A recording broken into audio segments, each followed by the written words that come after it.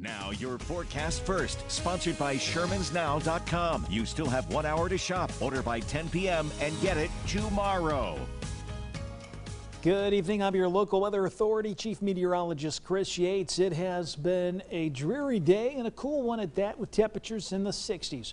We're still cool, 62 degrees here in Peoria. Nice looking view on our American Pest Control camera. Skies remain overcast, nothing more than a few spotty showers, mainly east of the area now. But as we head through tomorrow, perhaps a little bit more sun at times. Temperatures holding in the 60s for many. So how long will this cooler weather stick around? We'll have your full forecast coming up. WYZZ News at 9 starts now.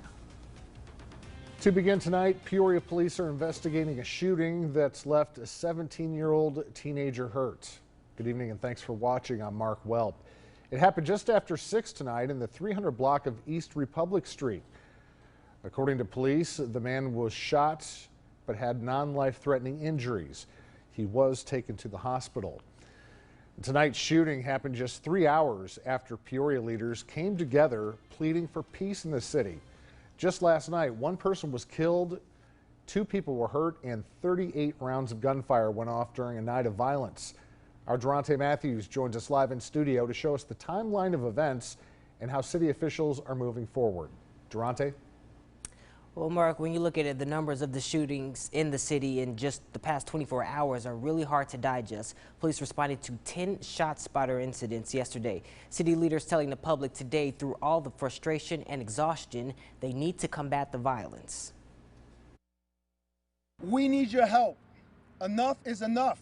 A passionate plea from Peoria's top cop. I couldn't sleep last night based on all the stuff that's going on. Peoria city and county officials addressing the fallout of a dangerous and deadly Monday night. Police zigzagging throughout the city hours on end, responding to 10 shot spotter incidents. The night ending with 38 rounds fired, 2 injuries, and the death of 19-year-old Martez Robertson at a shop and save on Northeast Jefferson. This brings the number of people killed in Peoria to 23 this year. The events I just detailed should shock your conscience, because it definitely shocks ours. Chief Eric Echevarria says many of the incidents are now active investigations, but says in Monday night's homicide case, police have found the suspect's vehicle and they do have people of interest in custody. Peoria Mayor Rita Ali says the city has exceeded its tolerance for violence. Peoria, we are at a breaking point in our community, a point where our situation around violence has become critical. Now leaders standing in solidarity, asking the public to come forward with information and help get the guns off the streets. Peoria County Coroner Jamie Harwood says support is needed for the city and families affected.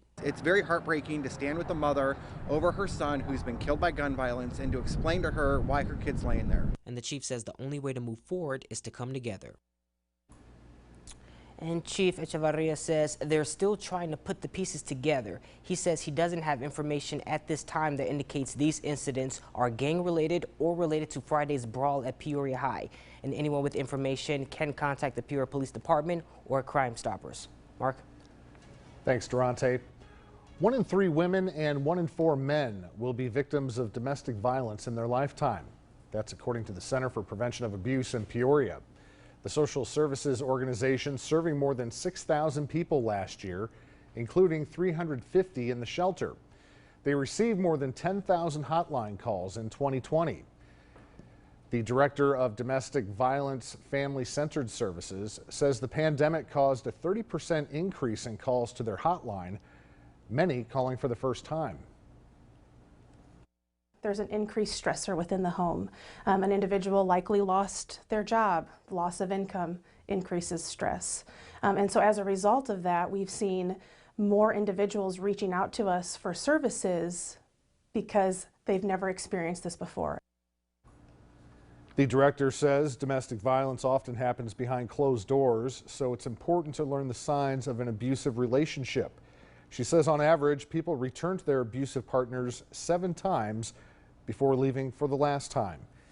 If you're experiencing domestic violence, you can call the center's hotline, which is 1-800-559-SAFE.